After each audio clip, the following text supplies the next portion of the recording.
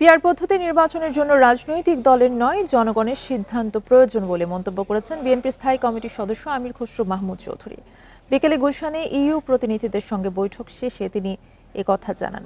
এর আগে সকালে বনানীতে পিআর ইস্যুতে জামায়াতের আন্দোলন দেশকে অস্থিতিশীল করে তুলতে পারে বলেও শঙ্কার কথা জানান আমির খসরু। বান্ডেল থাকলে প্রতি সেনমানিতে টাকা বাঁচবে। বিকাশ সেনমানি বান্ডেল কিনে জিতুন প্রতি লেনদেনে।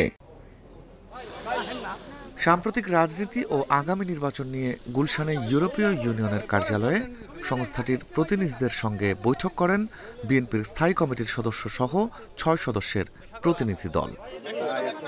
বৈঠক শেষে সাংবাদিকদের আমির খসরু মাহমুদ চৌধুরী জানান, পিআর পদ্ধতির নির্বাচন করতে হলে তা নির্বাচনের পর সংসদে অনুমোদিত হতে হবে।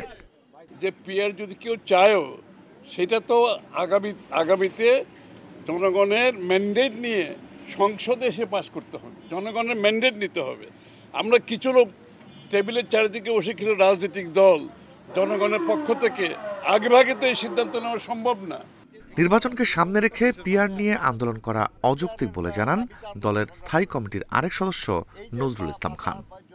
এই যে জুলাই আগস্টের আন্দোলন হলো, সেখানে দাবির মধ্যে কি পিআর ছিল? এটা একটা নতুন দাবি নিয়ে নির্বাচন সামনে, এই সময় এরকম আন্দোলন বা এরকম ধরনের কথাবার্তা আমরা মনে করি তারা বুঝতে পারবে তাদের কি করা উচিত। এর আগে বুধবার সকালে রাজধানীর বনানী কার্যালয়ে সাংবাদিকদের সঙ্গে আলাপকালে আমির খসরু বলেন, পিআর ইস্যুতে জামায়াতের আন্দোলন দেশকে অস্থিতিশীল করে তুলতে পারে।